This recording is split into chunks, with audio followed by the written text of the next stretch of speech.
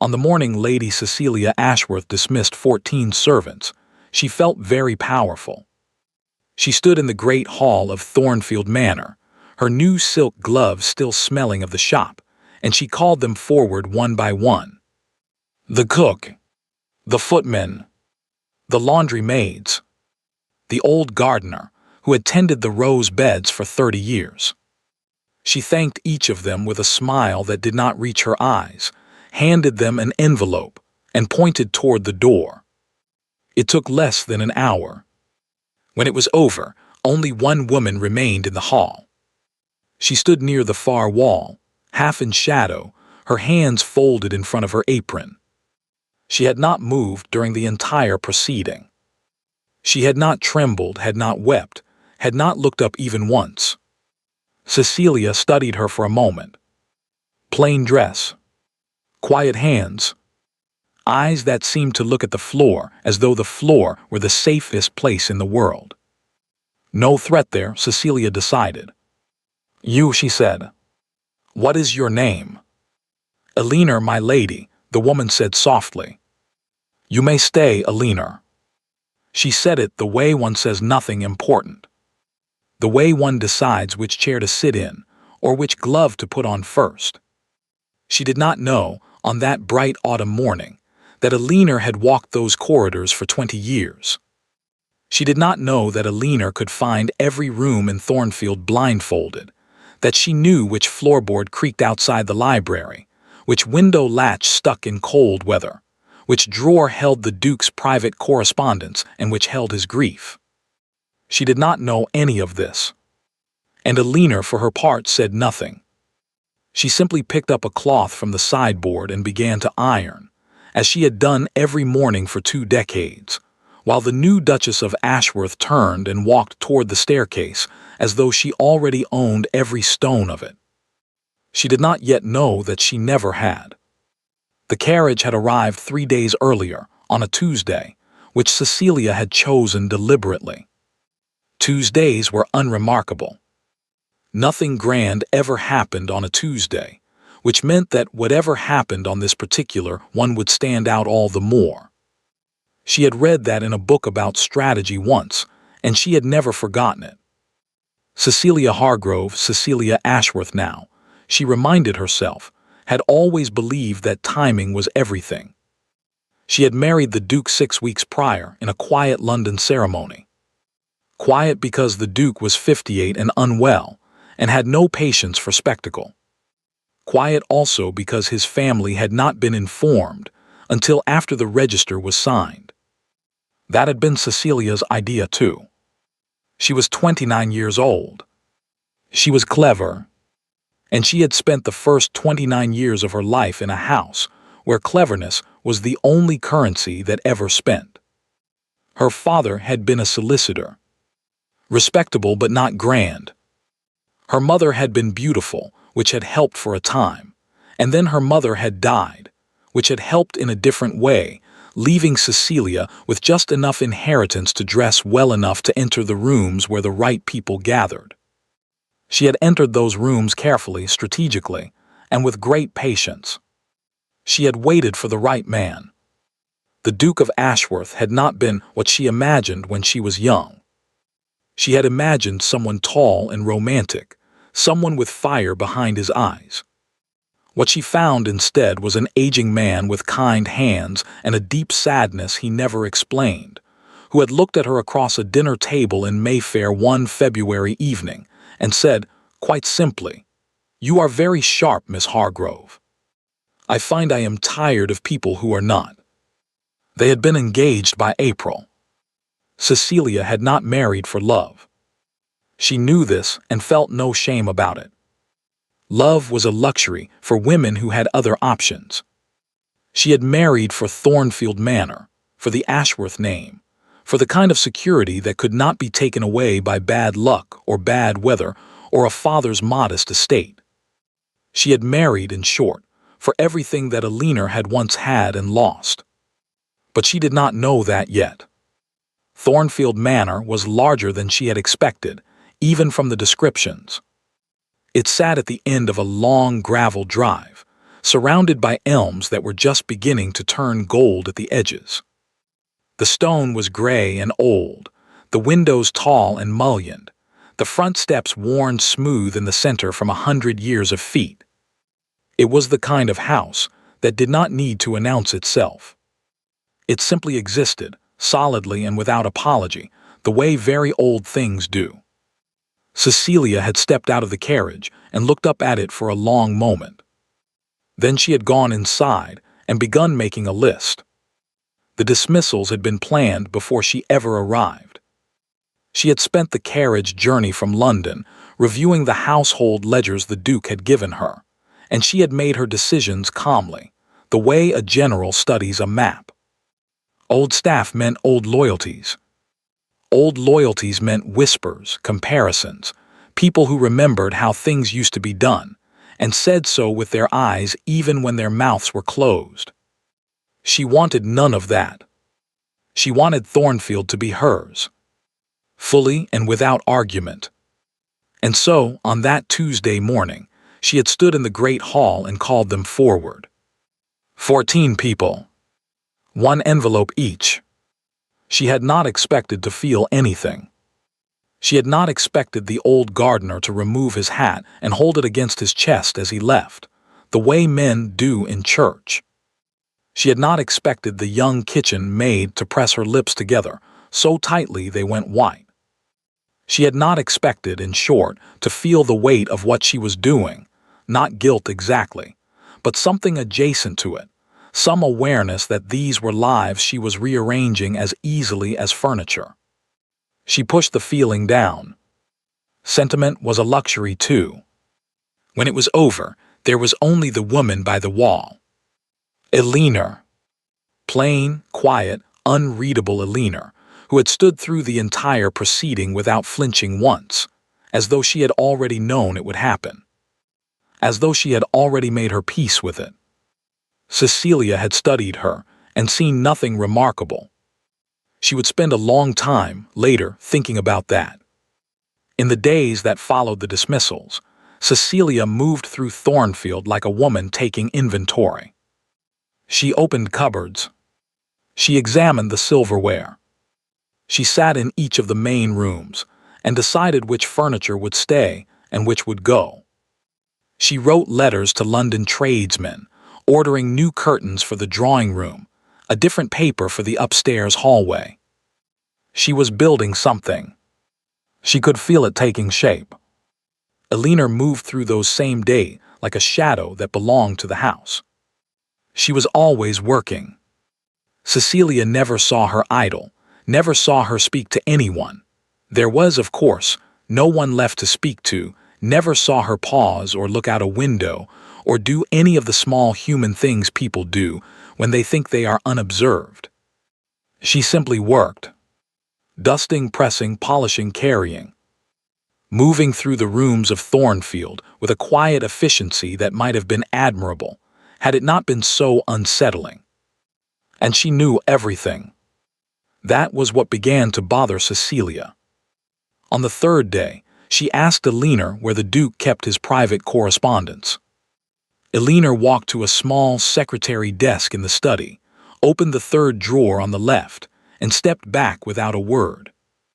On the 4th day, Cecilia mentioned that her bedroom was cold at night. Eleanor, without being asked, adjusted something behind the wall panel near the fireplace, some mechanism of the old flue that Cecilia had not known existed, and the room was warm by evening. On the 5th day, Cecilia found her morning tea already prepared exactly as she liked it, though she was certain she had never told Eleanor how she took it. "How did you know?" she asked. Eleanor looked at the floor. "I pay attention, my lady." It was a perfectly reasonable answer. Cecilia could find nothing wrong with it. But that evening, a letter arrived from the Duke in London, written in his thin, careful hand. It covered 2 pages of estate business and medical updates and small observations about the weather. And then near the bottom, almost as an afterthought, "Be kind to Eleanor." Just that. 4 words. No explanation. Cecilia read the line 3 times. Then she folded the letter and set it on the desk and sat for a long while in the lamplight, looking at nothing in particular. Be kind to Eleanor. Not be kind to the staff. Not I hope you are settling in well, Eleanor. By name. As though the Duke knew from 50 miles away that she might need reminding. Cecilia was not a woman who frightened easily. But she was a woman who paid attention to details, and this detail sat in her chest like a small cold stone. She picked up her pen and wrote back. A pleasant letter, covering the same topics in the same order. Near the bottom she wrote, Eleanor is very capable. You need not worry. She did not ask why he had mentioned her. She told herself it was because she did not care. She knew, even as she thought it, that this was not entirely true. November came to Thornfield the way it always did, quietly, and all at once. One morning the elms along the drive were gold. The next they were bare. The sky settled into a flat, permanent gray, and the wind found every gap in the old stone walls, every loose window latch, every door that did not quite sit flush in its frame. The house breathed differently in November. Cecilia could feel it, a kind of exhale, as though Thornfield were letting go of something it had held all summer. She did not like it. She had grown up in a townhouse in Bath, where the cold was a manageable inconvenience and the walls did not groan at night.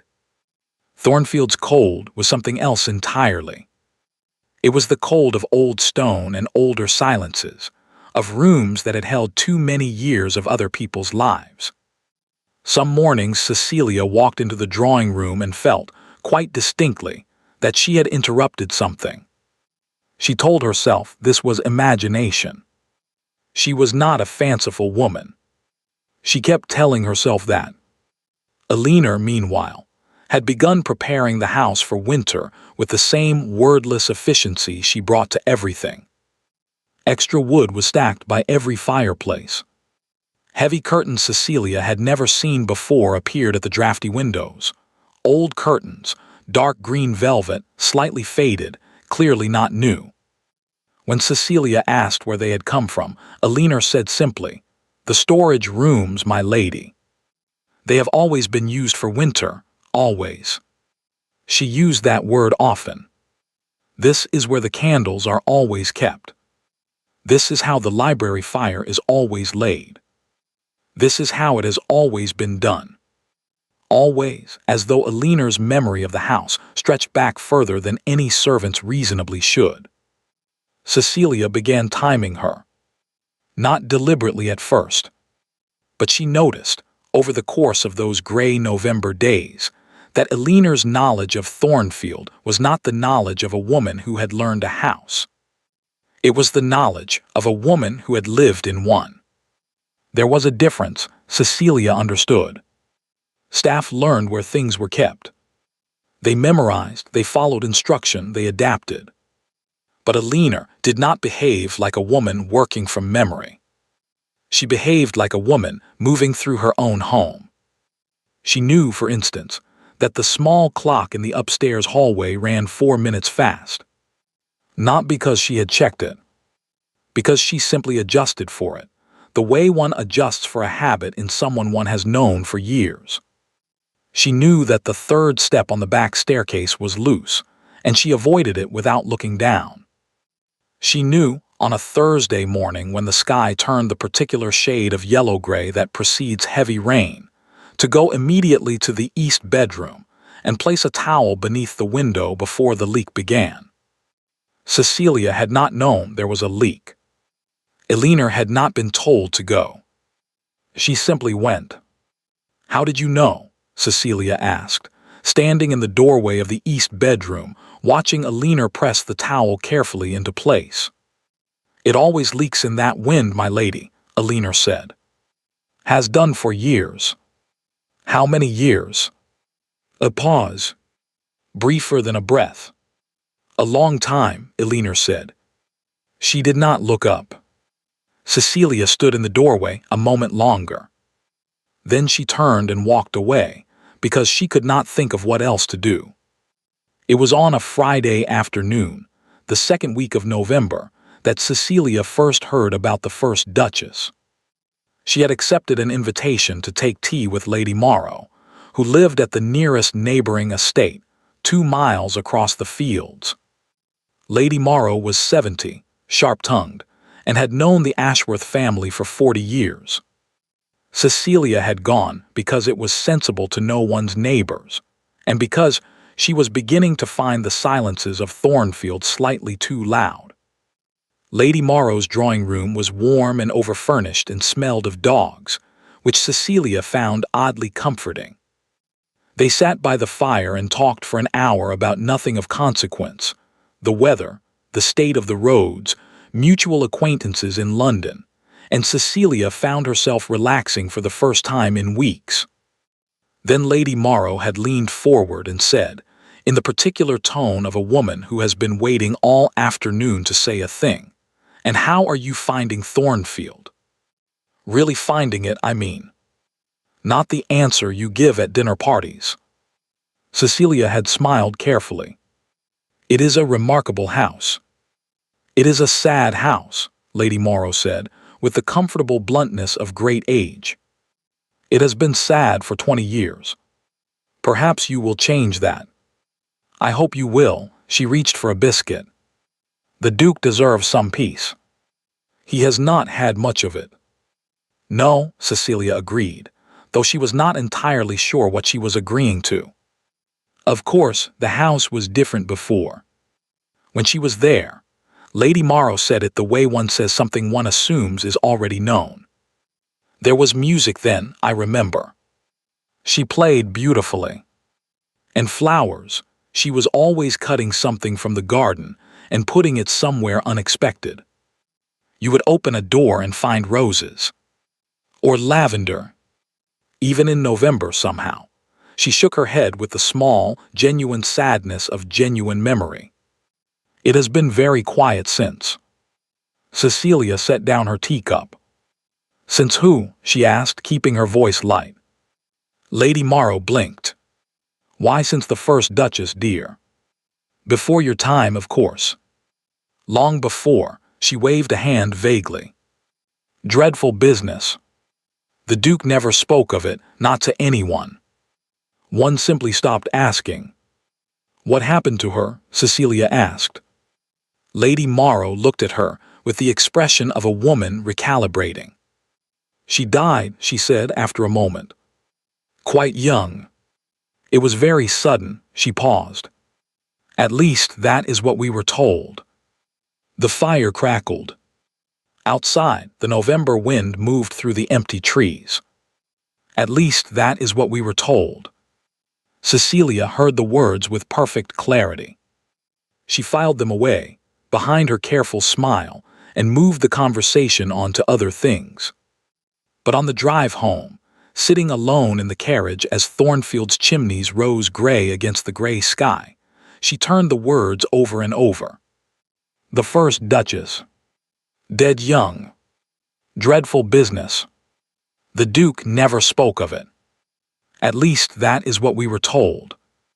She arrived back at Thornfield as the last light was leaving the sky.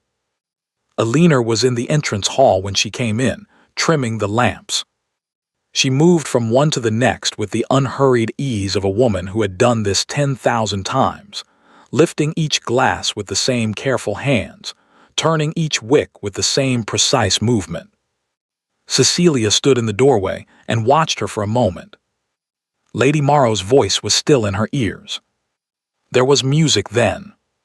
And flowers. She played beautifully. "Elinor," she said. Elinor looked up. "My lady, how long have you been at Thornfield?" Something crossed Elinor's face. It was not quite an expression, more like the shadow of one, moving through and gone before Cecilia could name it. "I have been here a long time, my lady," she said. "That is what you always say." Cecilia kept her voice pleasant. "I am asking you to be more specific." Elinor lowered her eyes to the lamp in her hands. Her fingers did not stop moving. Trim, adjust, replace the glass. I came to Thornfield when I was young, she said at last. I have not been away since. And before Thornfield, where did you come from? The north, my lady. A pause. A small place. No one would know it. Cecilia studied her. The plain dress. The quiet hands. The eyes that always found the floor. And for one strange, irrational moment, she thought about Lady Morrow's drawing room, and roses found behind unexpected doors, and music on winter afternoons. She pushed the thought away. It was absurd.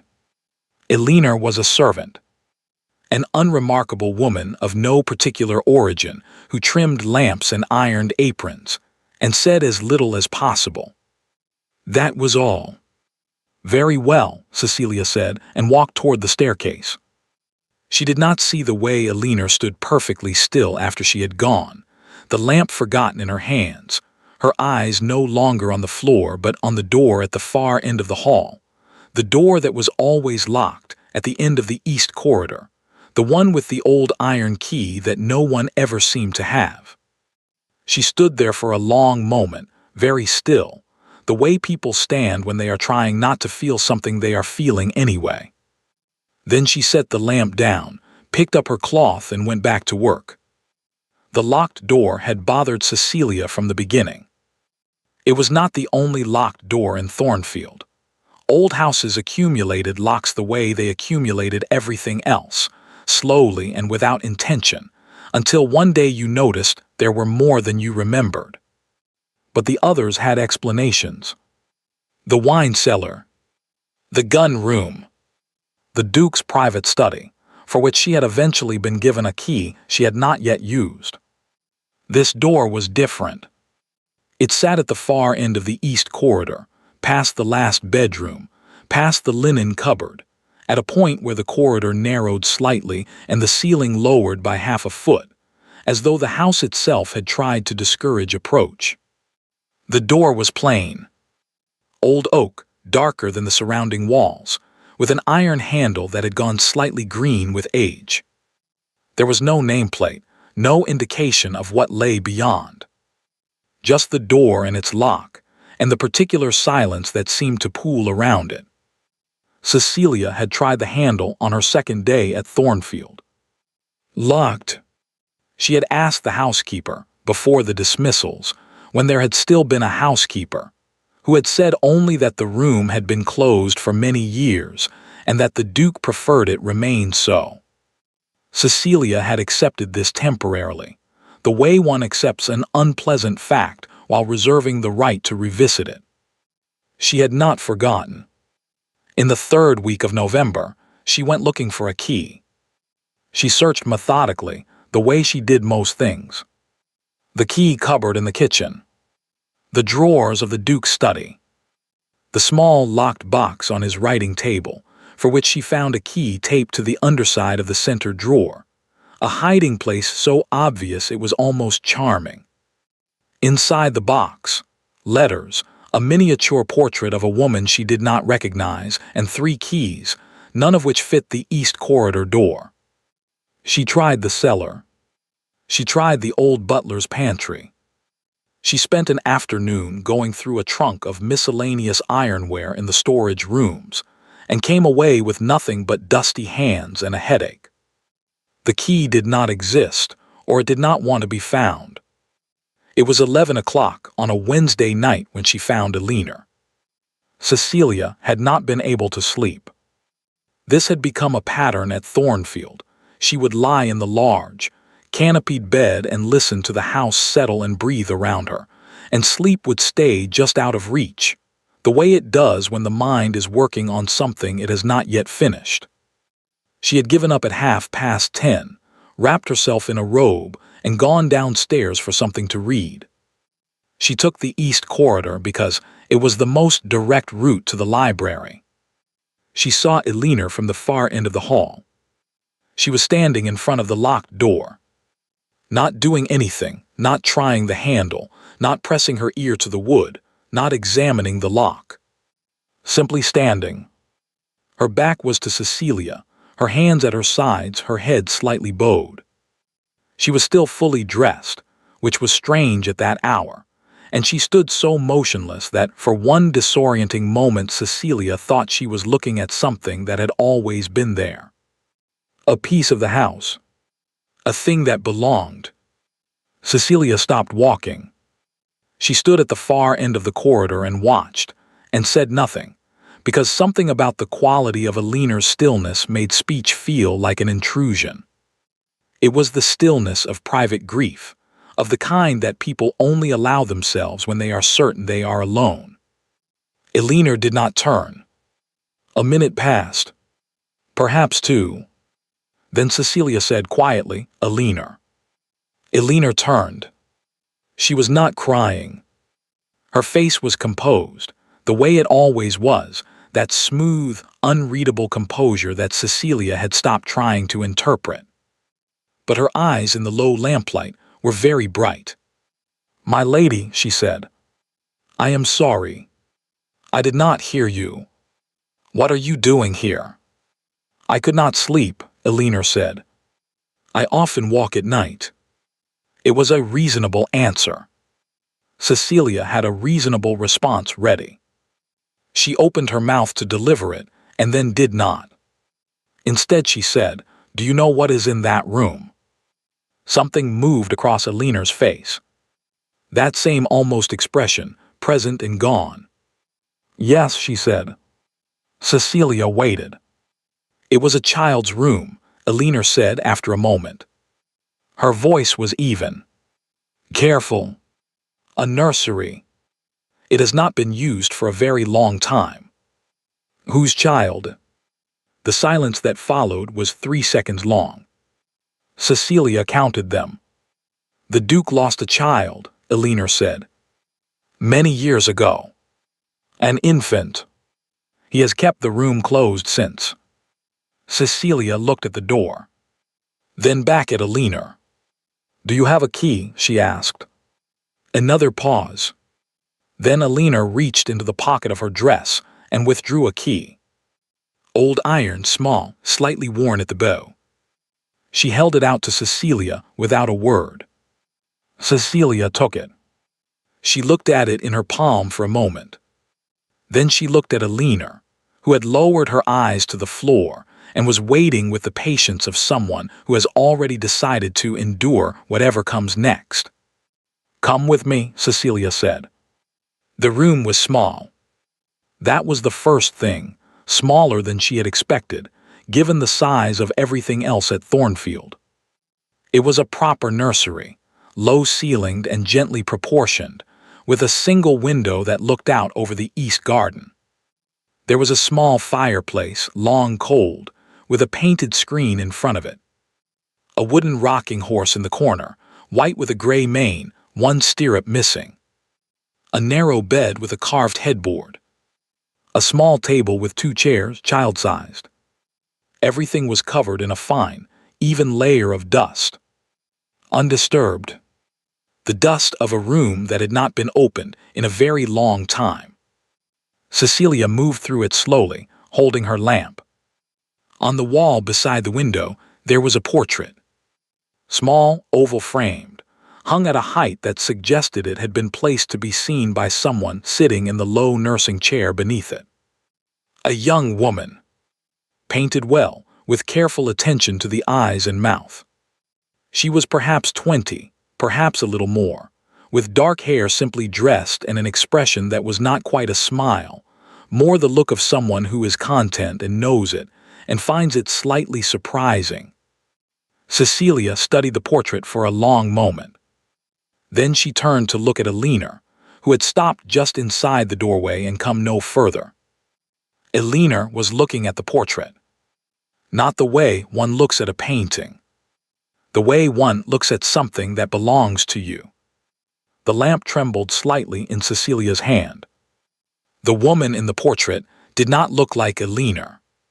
She was younger, softer, painted in the full light of someone who had not yet learned to make herself invisible. But something in the line of the jaw, something in the way the eyes were set. Alina, Cecilia said. Her voice came out smaller than she intended. Alina looked at her. Waited. Who is this woman? I don't know, my lady, Alina said.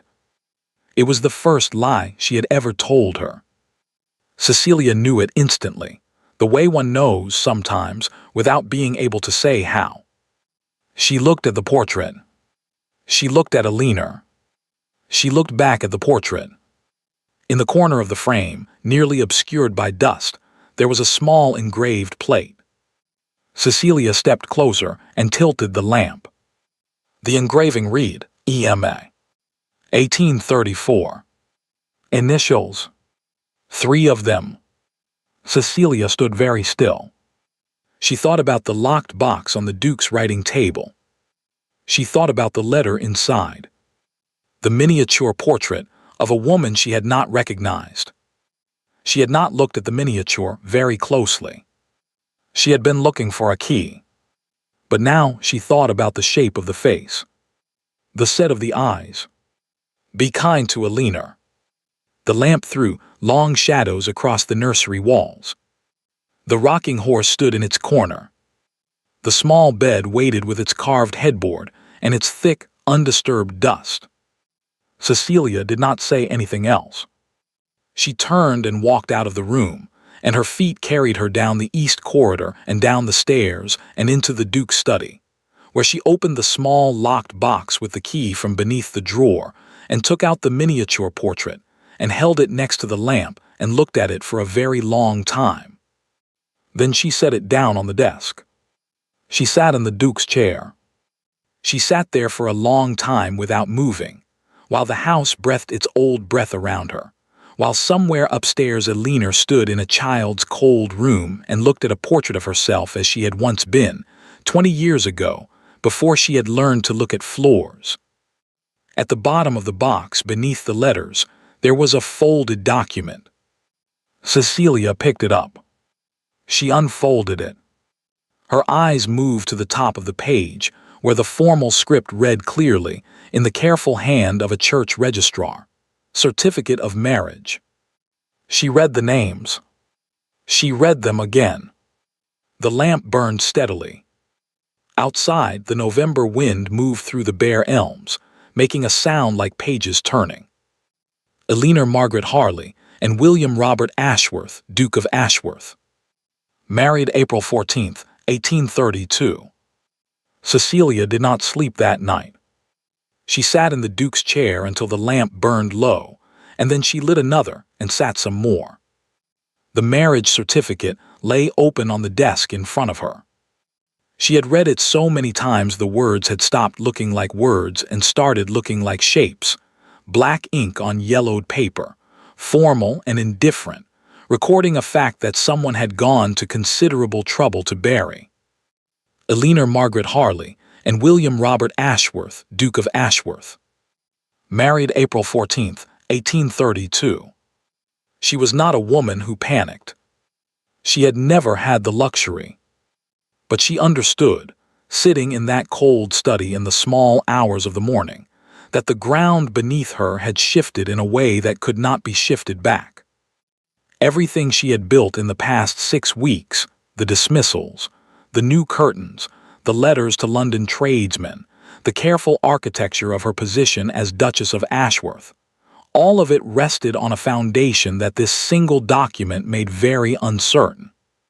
If Alina had married the Duke in 1832, and Alina was alive, then Alina was his wife. Which meant Cecilia was not. She pressed her fingers against her eyes and breathed slowly and thought. The law was not gentle on this point. She knew enough of her father's work to understand that a second marriage, contracted while a first spouse lived, was no marriage at all. It did not matter that she had not known.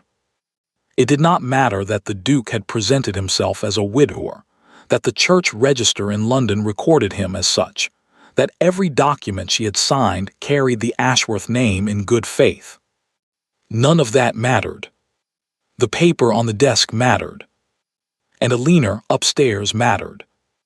She thought about the Duke's letter. Be kind to Alina. Not a request. Something closer to an instruction. Something closer, now that she thought about it with new eyes, to an apology. He had known. Of course he had known. She went to Aliner's room before dawn.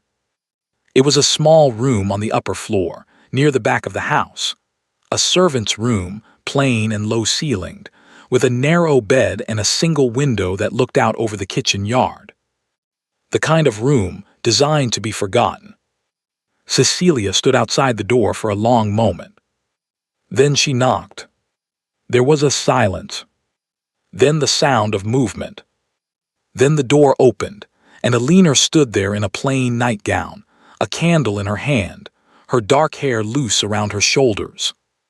Without the cap and the apron and the careful posture of service, she looked different. Older, perhaps.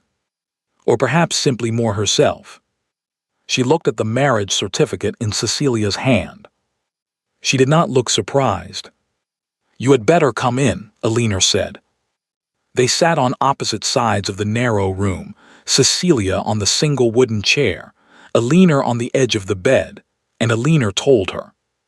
She told it quietly, without drama, in the flat, careful tone of a person who has rehearsed a thing so many times inside their own head that the telling of it has been worn smooth. A story told to no one for 20 years, finally given air. She had been 20 when she married the Duke. He had been 38, not young but vital then, before the wars and the grief had taken their toll. She had been the daughter of a minor northern baronet, old family but reduced circumstances, and the match had not been considered ideal by the Ashworth family. His mother in particular had been opposed. Openly, vocally, without apology. But the Duke had been stubborn in those days. He had wanted Aliner, and so he had married her in a small church in the north in the April of 1832, and brought her to Thornfield, and for a time, for a brief, bright time, the house had been full of music and flowers and the ordinary happiness of two people who suited each other well. Then his mother had come. She arrived in the autumn of that first year, with two of her sons and a solicitor, and she had laid the situation out with the precision of a woman who had been planning it for some time. Aliner's family name was insufficient. Her connections were insufficient. Her dowry had been modest. She was not what an Ashworth duchess should be, and she never would be, and the Duke's mother had decided, practically and without malice, or so she told herself, to correct the situation. "She did not ask him to divorce me," Aliner said. Her voice was even. Her hands were folded in her lap. Divorce would have been public. It would have been a scandal. She was cleverer than that. What the Duke's mother had done instead was simpler, and far more difficult to undo. She had arranged for Aliner to be declared dead. Cecilia stared at her. "That is not possible." "It is more possible than you might think," Aliner said, "when you have enough money and the right solicitor and a husband who is away in London and does not yet know what is being done in his name." A pause. "There were papers. There was a doctor who signed them. There was a death recorded in a parish register that I have never seen but that apparently exists, somewhere, with my name in it. Aliner Margaret Ashworth. Died November 1832. Fever," she said it without expression. The way one says a fact that has long since ceased to astonish. "And the Duke?" Cecilia asked. Something shifted in Aliner's face. The first real movement she had seen there, a kind of tightening around the eyes. "He was told I died," she said. "He was away. By the time he came back, it was done. There was a grave I was shown at once. A stone with my name on it." She stopped. "I do not know what he believed. I have never known." "But you were here," Cecilia said.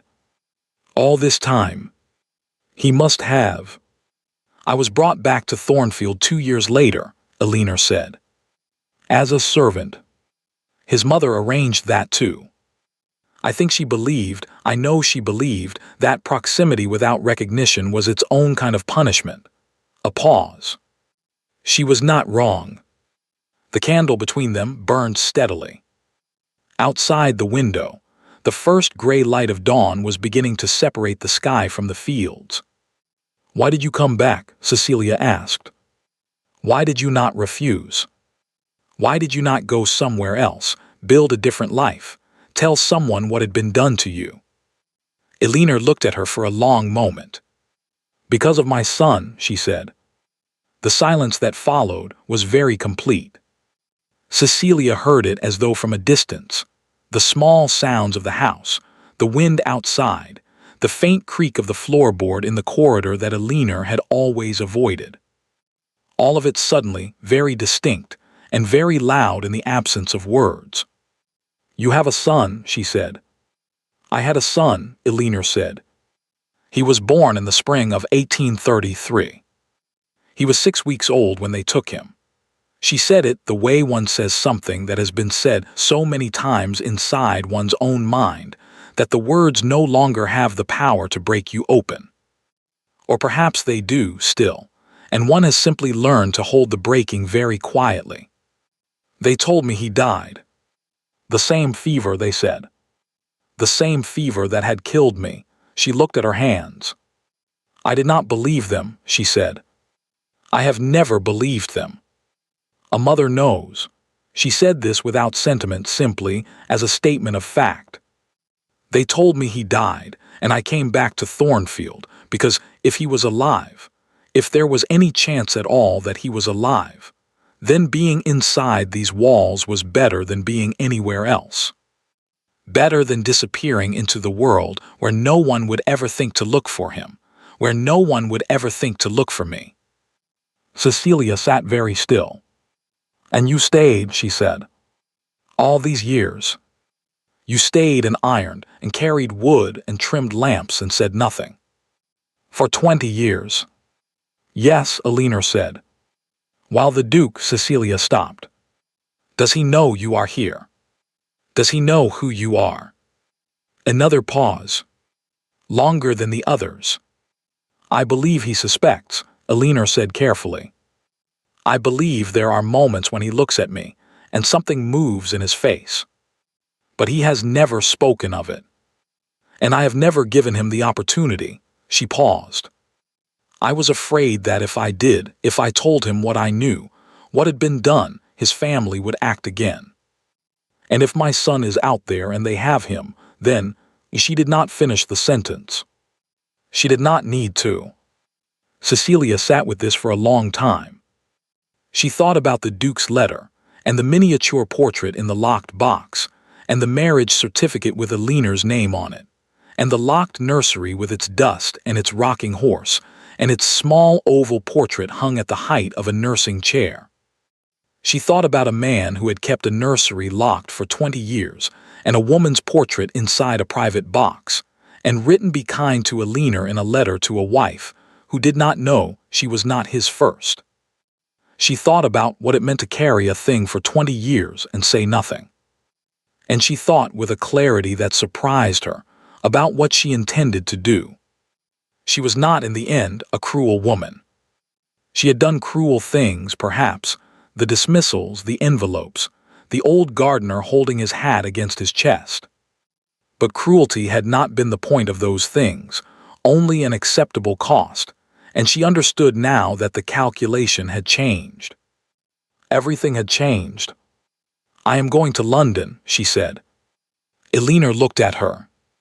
"I am going to speak to the Duke," Cecilia said. "Directly. In person. Not by letter." She stood up from the wooden chair. "And you are going to tell me everything. Every name. Every detail. The solicitor, the doctor, the parish register. Every piece of it." Elinor studied her for a long moment. Her face was very still. "Why?" she said. Not suspicious. Genuinely asking. Cecilia looked around the small room. The narrow bed. The low ceiling. The single window onto the kitchen yard. Because this is not a servant's room, she said. And we both know it.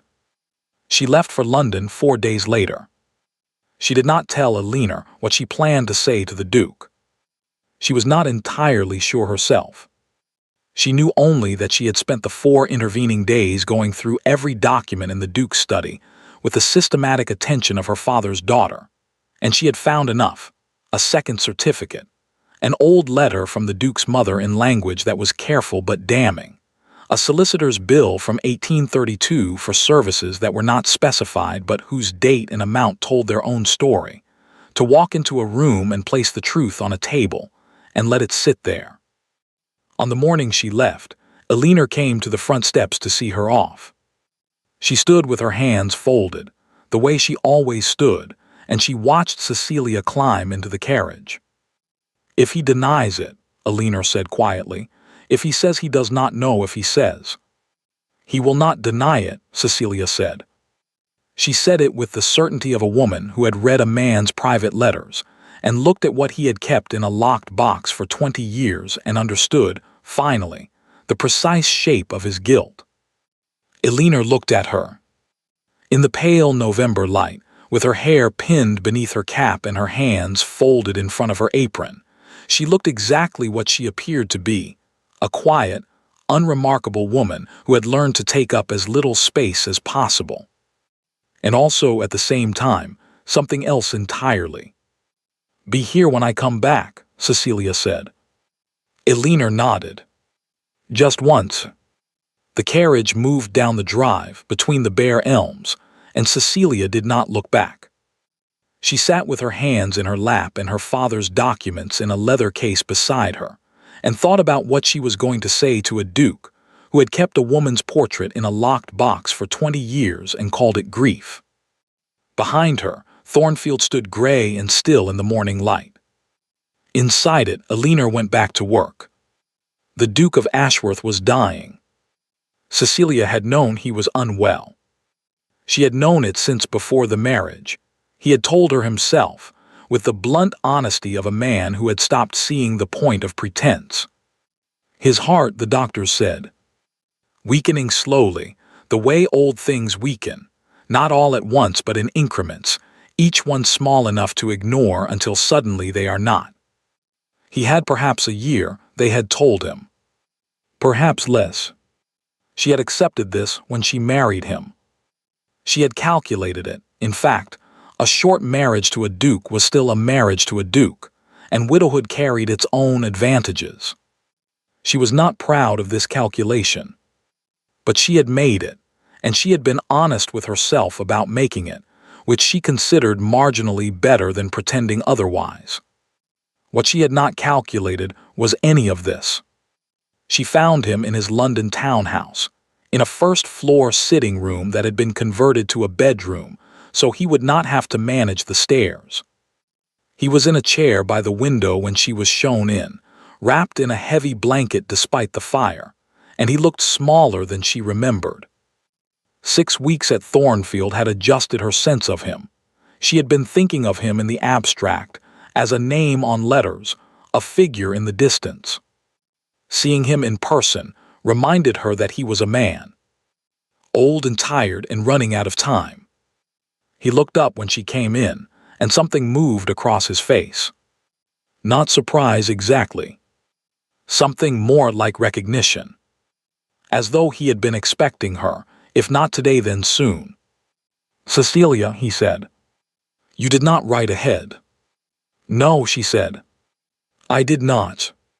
She sat down across from him and placed the leather case on the small table between them and opened it and took out the documents one by one and laid them in a row. The marriage certificate, the letter from his mother, the solicitor's bill, the second certificate, the one that recorded Elinor's death, with the doctor's signature at the bottom in a hand that had been paid well to be steady. She laid them out without speaking, and then she sat back and looked at him. The Duke looked at the documents for a long time. He did not touch them. "How did you find them?" he said at last. "You left them in a box," Cecilia said. "In your study." under a false floor in the drawer, which is not as secure as you appear to have believed. He made a sound that might, in a different context, have been a laugh. No, he said. I suppose not. I want to understand something, Cecilia said. She kept her voice level. She had practiced this on the carriage ride, not the words exactly, but the tone. Come. Precise. The voice her father had used in difficult meetings. I want to understand what you knew, and when you knew it, and what you chose to do about it. The Duke was quiet for a moment. Outside the window, London went about its business. Carriages, voices, the distant sound of a vendor calling something. The ordinary world, indifferent as always to private catastrophe. I knew Alina was alive, he said. Not immediately. My mother, he stopped. Pressed his lips together. My mother told me Alina had died. I was in London. I came back to Thornfield, and there was a grave and my mother standing in front of it in her black dress, and he stopped again. I believed her. God help me, I believed her. She was my mother. When did you stop believing her? Cecilia asked. He looked at his hands. Old hands, she thought. Hands that had held a great deal and let go of more. The second year, he said. Alina came back as a servant. My mother arranged it. She told me it was a girl from the north, a woman who needed the work. I did not see her immediately. I was not at Thornfield much in those years. I could not bear it. A pause. When I finally came back and saw Alina, standing in the hallway of my own house in a servant's dress and a cap, looking at the floor, he closed his eyes briefly. I knew. And yet you said nothing, Cecilia said. I confronted my mother, he said. She told me Alina had agreed to the arrangement. That she had chosen it. That the alternative, he stopped. She told me the child had died. That there was nothing to be done, and that speaking of it would only destroy what little remained. You believe that too, Cecilia said. He looked at her. His eyes were very tired. No, he said quietly. I did not believe the child had died. But I could not prove otherwise, and my mother was a woman who did not make idle threats, and he paused. I was not brave enough. That is the truth of it. I was not brave enough, and I told myself that Alina was safe, that she was housed and fed and near the place she had loved, and I told myself this was enough, because the alternative was to admit what I had done and what I had failed to do, and I could not. He stopped. The fire crackled. Cecilia sat very still. You kept her portrait, she said, in a locked box, and her marriage certificate. And you kept the nursery closed, and wrote "Be kind to Alina" in a letter to your second wife, as though 4 words could account for 20 years. The Duke said nothing. Did you know, Cecilia said carefully, that your mother's solicitor kept records? That there is a letter, in your mother's hand, that describes the arrangement in considerable detail? That it names a family in Derbyshire? The Duke's head came up very slowly. Derbyshire, he said. A family named Calder, Cecilia said. The bill from the solicitor references them. I believe, I cannot be certain, but I believe, that is where the child was placed. The Duke stared at her. Cecilia reached into the leather case and placed one more document on the table. Not an old one. A new one, a letter she had written herself, 3 days ago, before leaving Thornfield, and left with a courier in the village. I have written to a solicitor of my own, she said. I have asked him to make inquiries in Derbyshire. About the Calder family. About whether they have a young man of approximately 22 years in their household, of unclear origin, perhaps adopted, perhaps fostered. Perhaps told nothing at all about where he came from.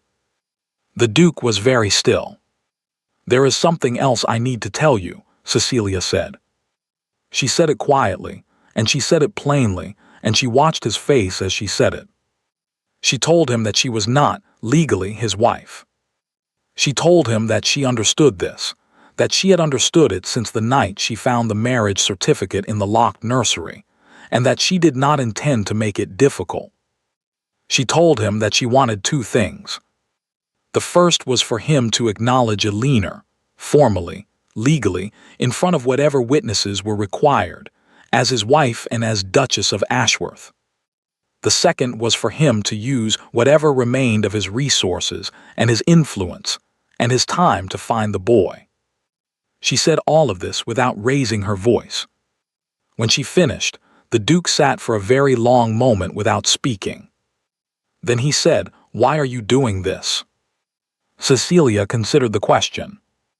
She had considered it herself, during the long carriage ride, during the 4 days of going through documents. During the night she had sat in a servant's room in the small hours of the morning and listened to a woman tell a 20-year story in a flat, careful voice. "Because I went to Thornfield expecting to own it," she said at last. "And instead I found out what it cost." She paused. "I am my father's daughter. I know what documents mean, and I know what they can do, and I know that the only thing worse than having no power is having power and using it badly." She looked at him steadily. "I used it badly once, when I dismissed 14 people who had done nothing wrong. I do not intend to do it again." The Duke looked at her for a long time. Then he reached out and picked up the marriage certificate. Elinor's marriage certificate. He held it carefully, the way one holds something old and fragile, something that has survived more than it should have had to. "She is at Thornfield," he said. It was not a question. "She has never left," Cecilia said. He came to Thornfield on a Thursday, 12 days later. Cecilia had come ahead the previous week, and had said nothing to Elinor except that the Duke was coming, and that she should not disappear. Elinor had looked at her with those careful eyes and nodded and gone back to whatever she was doing, and Cecilia had watched her and thought that 20 years of waiting produced either despair or a very particular kind of patience, and that Elinor had chosen patience, and that it had cost her enormously. The Duke's carriage came up the drive at 2:30 in the afternoon. Cecilia watched from the drawing-room window. She saw the carriage stop. She saw the footman open the door. She saw the Duke descend, slowly, leaning on the footman's arm, and stand at the bottom of the front steps and look up at the house. She did not go out. This was not her moment. She understood that clearly. She had sent Elinor to the front hall. She never asked Elinor what passed between them. It was not her business, and she understood that some things are too private to be witnessed, and too important to be summarized, and too long in the making to be compressed into a report. What she knew was that they were in the front hall for a long time, and that when she finally heard movement and went to the doorway, the Duke was sitting in a chair that had been brought from the drawing room, and Elinor was standing near the window, and neither of them was crying, and the silence between them was not the silence of nothing but the silence of too much. The kind that fills a room so completely there is no space left for sound. The Duke looked up and saw Cecilia in the doorway. "Thank you," he said. His voice was very rough. Cecilia nodded. Then she went to the kitchen and made tea, because someone had to, and because she was not yet sure what else to do with herself, and because the kitchen was the one room in Thornfield where she had always felt, strangely, most at ease. The solicitor's letter arrived 3 weeks later. Cecilia was in the study when it came. She read it once, and then she read it again, and then she went to find Elinor, who was in the garden cutting the last of the winter stems, because Elinor had started cutting flowers again and putting them in unexpected places, and Cecilia had discovered that she did not mind this at all. "There is a letter," Cecilia said. Elinor turned. She was wearing her plain dress and her cap, still, though Cecilia had suggested more than once that this was no longer necessary. Old habits. They took time. Elinor looked at the letter in Cecilia's hand. The Calder family, Cecilia said. In Derbyshire. They have a young man. 22 years old. They took him in as an infant from a solicitor's office in London in the spring of 1833. She paused. His name, the name they gave him, is Thomas. Thomas Calder. He works the family farm. He is by all accounts a good man. Another pause. He has dark hair. The solicitor's letter mentions this. Dark hair and a particular way of, she paused, standing very still when he is thinking, which unnerves people who do not know him. Elinor had stopped moving entirely. The winter garden was very quiet around them. The bare stems, the gray sky, the distant sound of rooks in the elm trees. He does not know, Cecilia said gently. The Calders told him nothing. But he is alive, Elinor. He is alive and he is well, and he is 22 years old, and he does not know who he is yet. Elinor looked at the letter. Then she looked at the garden. Then she looked at Cecilia. And for the first time, the very first time, in all the weeks and months since that autumn morning when a new duchess had pointed at her and said you may stay, Elinor's composure broke.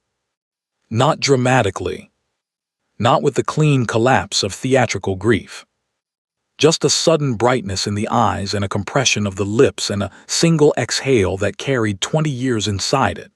And then her hands came up to cover her face, and she stood among the bare winter stems and she wept, quietly and without apology, while Cecilia stood beside her and said nothing and did not look away.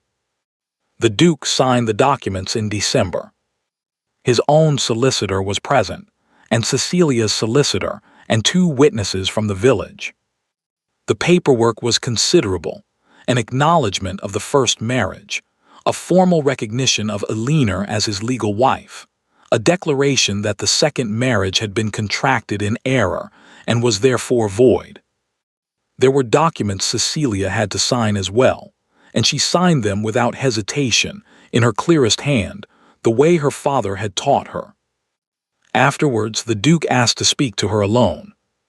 They sat in the study by the fire, and he looked at her with his tired eyes and said, "You have given up a great deal." "I have given up a title I was never entitled to," Cecilia said. "That is not the same thing. Nevertheless, I would like to ensure that you are." "I am capable of ensuring my own situation," Cecilia said. "But I will accept a letter of reference, and perhaps the use of the bathhouse for 1 year, while I make other arrangements." The Duke looked at her steadily. "You could have destroyed her," he said. "You could have destroyed both of us. You had everything you needed." "Yes," Cecilia said. "I know." She did not explain further. She was not sure she could have, exactly. She was not sure there was a clean explanation for why a woman who had spent 29 years calculating her way through the world had chosen, in the end, to calculate differently. She knew only that she had sat in a servant's room in the dark and listened to a 20-year story and understood, somewhere beneath the calculation, what it meant to be a woman who had been unmade by other people's decisions. She did not want to be another person who made that decision for someone else. It was not heroism. It was something smaller and more honest than that. Thomas Calder came to Thornfield on a Tuesday in February. He arrived by public coach, which Cecilia thought was exactly right. He was tall, dark-haired, and stood on the front steps with his hat in his hands and looked up at the house with an expression she recognized. The expression of someone confronting something too large to take in all at once. Elinor met him at the door. Cecilia watched from the drawing-room window. She saw Elinor open the door and step out onto the steps and stop. She saw the young man look at her. She saw neither of them move for a long moment. Then Alina reached out and took his face in both hands, the careful, capable hands that had ironed and polished and trimmed lamps for 20 years. And she looked at him, and he looked at her, and something passed between them that Cecilia could not see from a distance but could feel somehow, even through the glass. She turned away from the window. She sat down in the chair by the fire and picked up her book and did not read it, and listened to the old house breathe around her, and thought that Thornfield sounded different today. Fuller somehow. Less like an exhale. More like a beginning. 1 year later. March. Spring came early to Thornfield that year. The elms along the drive put out their first pale green before the end of February, and by March the garden was doing things that gardens do when someone is paying attention to them again. The rose beds that had gone woody and unpruned for years suddenly full of new growth, the kitchen garden replanted, the stone urns by the front steps overflowing with something yellow that nodded in the wind. Someone had found the old greenhouse at the back of the east garden, the one with the broken panes, and repaired it. There were seedlings inside it now, lined up in careful rows on the wooden shelves, each one in its small pot, each one tended. Alina had always had a way with growing things. Cecilia came back to Thornfield on a Thursday morning in March, in a hired carriage, unannounced. She was not sure entirely why she had come. She was settled in Bath, in a small but decent house in a good street, and her life there was taking shape in ways she had not anticipated and found, to her genuine surprise, that she preferred. She had taken a position assisting a firm of solicitors, unofficially, since officially such a thing was not done, but the senior partner had known her father and was old enough not to care what was and was not done. She was good at it. She had always been good at it. She was beginning to understand that this was not a consolation but an actual life. But she had thought about Thornfield in the evenings more than she had expected. She had thought about a locked door and a rocking horse, and a small oval portrait hung at the height of a nursing chair. She had thought about a woman standing in a corridor at 11 o'clock at night, not crying, just standing. The way people stand when they have run out of other options, and standing is the one thing left.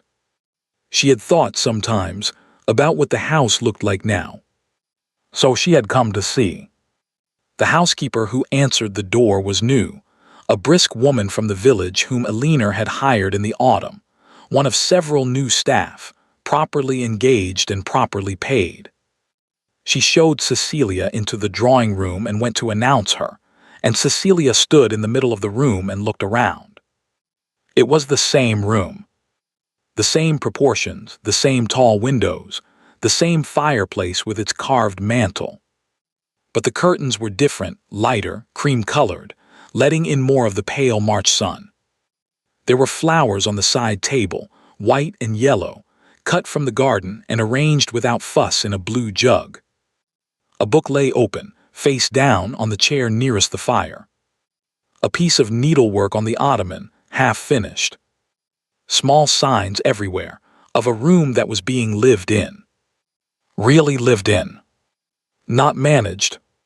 Not administered. Lived in. Cecilia stood and looked at it and felt something she could not quite name, not envy, not regret, something quieter than either. Something closer to the particular satisfaction of a thing correctly done. Alina came in 10 minutes later. She was dressed differently. Not elaborately. Alina would never be elaborate. It was not in her nature, but well. A dress that fit properly, in a deep blue that suited her, her dark hair simply but carefully arranged. She carried herself differently too, or perhaps she had always carried herself this way, and Cecilia was only now seeing it without the apron, and the cap, and 20 years of practiced invisibility layered over the top. She looked, Cecilia thought, like herself. Whatever that had always been. "You came," Alina said. There was no surprise in it. Only warmth and something that might have been relief. I was passing, Cecilia said. Elinor looked at her. I was not passing, Cecilia said. I wanted to see how it looked. And how does it look? Cecilia glanced around the room. The flowers. The open book. The thin March sunlight on the cream curtains. Different, she said. Better. Elinor smiled. It was a real smile, unguarded without calculation, the smile of a woman who had remembered gradually over the course of a year how to let her face do what it wanted. It changed her entirely. It made her look, for a moment, like the young woman in the oval portrait. The one who had been content and known it, and found it slightly surprising. Come, Elinor said. I will show you the house. They walked through Thornfield together, the two of them unhurried in the pale morning light. The rooms were changed and not changed. The bones of the place were the same, the old stone, the tall ceilings, the floorboards that remembered every foot that had ever crossed them. But the atmosphere was different. The quality of the silence had shifted. It was no longer the silence of a held breath, but the silence of a house between its ordinary moments, the quiet between the music, not the absence of it. They came, eventually, to the east corridor. Cecilia stopped at the far end and looked toward the door. It was open. Not wide open, simply ajar, the way a door stands when it has been used recently and left on the latch. A stripe of light fell through from the window inside, pale and clean, crossing the corridor floor. Thomas repainted it, Elinor said beside her. The whole room. He asked what color, and I said yellow, because I had always meant to, and never, she paused. We put the rocking horse in the nursery that the new housemaid's children use when she brings them. Someone should ride it. Cecilia looked at the stripe of light on the corridor floor. And the portrait, she asked. Still there, Elinor said. I thought about taking it down. I decided to leave it. It is a good painting, and she is not an embarrassing person to have been. A beat. I was happy when it was painted. I think it is useful to remember that. Cecilia nodded slowly. They stood for a moment in the corridor, looking at the open door and the light that came through it, and said nothing, and did not need to. Thomas was in the library when they found him. He was sitting at the large table with papers spread out in front of him, working through what appeared to be estate accounts with an expression of concentrated focus that was so entirely Elinor's that Cecilia almost laughed. He looked up when they came in and stood and greeted Cecilia with the careful courtesy of a young man who had been raised decently and was still learning what he was in addition to that. He was learning quickly. She could see it in him, the gradual settling into something, the way a person settles when they have found the shape of where they belong. He had been at Thornfield for 4 months, and he still had the watchfulness of someone newly arrived, but underneath it there was something steadier already taking root. He had Elinor's stillness and, she suspected, the Duke's stubbornness, and a quality that belonged entirely to himself. A kind of uncomplicated directness, the directness of a man who had grown up working with his hands and saw no reason to be indirect about anything. The Duke had met him in January. Cecilia had heard about this from Elinor's letter, brief, factual. Elinor's letters were always brief and factual, which had said only that it had gone better than expected, and that the Duke had cried, and that Thomas had not known what to do about this and had made tea, which Elinor considered a reasonable response. The Duke had died in February, peacefully in his London house, with Elinor beside him. She had gone to him when the message came, and she had stayed until the end, and she had come back to Thornfield afterwards and cut flowers from the greenhouse and put them in every room, which was how Cecilia knew, reading between the lines of the letter, that Elinor was grieving in the only way she knew how. He had not been a good husband. He had not been a good man, entirely, in the ways that had mattered most. But he had been sorry, and he had been brave at the end, which Elinor had decided was worth something. Cecilia thought she was probably right. Thomas had inherited the title. The paperwork had been considerable, the lawyers had been expensive, and there had been 2 members of the Duke's extended family who had objected strenuously until shown the documents, at which point they had objected slightly less strenuously and then gone quiet. Thomas was now, legally and entirely, the Duke of Ashworth. He did not yet know what to do with this. He was working on it. Cecilia had lunch with them in the dining room, at the long table that had always seemed too large for the house and now, with 3 people at one end of it, seemed merely generous. There was good food and easy conversation, and more laughter than Cecilia had expected, most of it generated by Thomas, who had a dry, unhurried wit that ambushed you when you were not looking for it.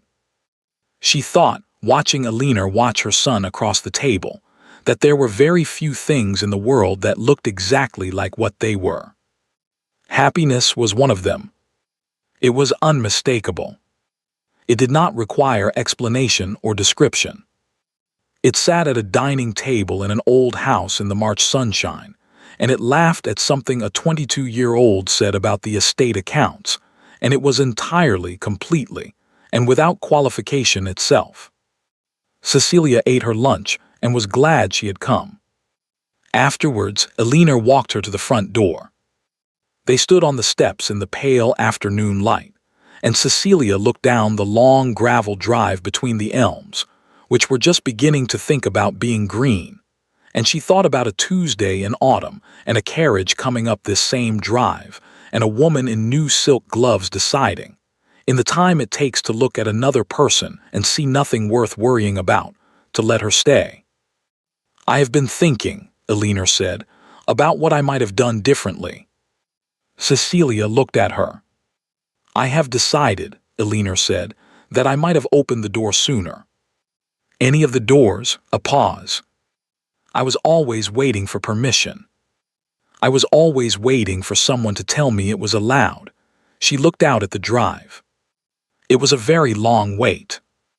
"Yes," Cecilia said. "I imagine it was." Elinor turned to look at her. "And you? Are you well?" "In Bath." "I am surprisingly well," Cecilia said. "I am doing work I am good at. I am living in a house, the right size for one person.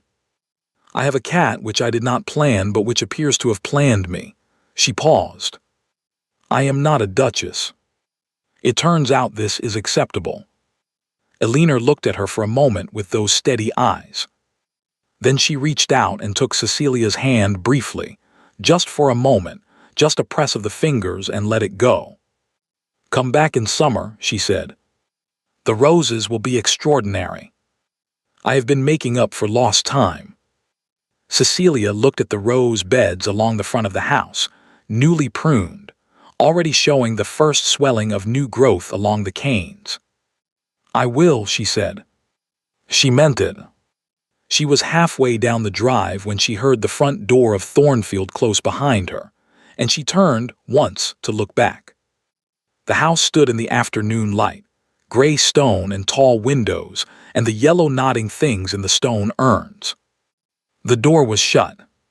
Smoke rose from 2 of the chimneys in thin, peaceful columns.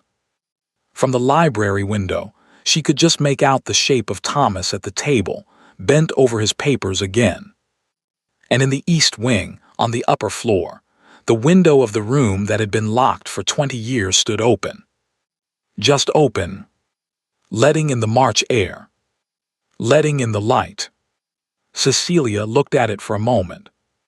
Then she turned back to the drive, and the waiting carriage and the road to Bath, and walked on. She had been the wrong duchess in the right place at exactly the right time. She had spent 29 years learning to take what she needed from the world. It had taken Thornfield to teach her what she actually wanted. It turned out they were not the same thing at all. And that, she thought, as the carriage moved away between the greening elms, was not a defeat. It was the beginning of something she did not yet have a name for. She decided she had time to find one. Thank you for listening to the story all the way to the end. Please tell us which city you're watching from and what the story made you feel. Don't forget to subscribe so you won't miss new stories.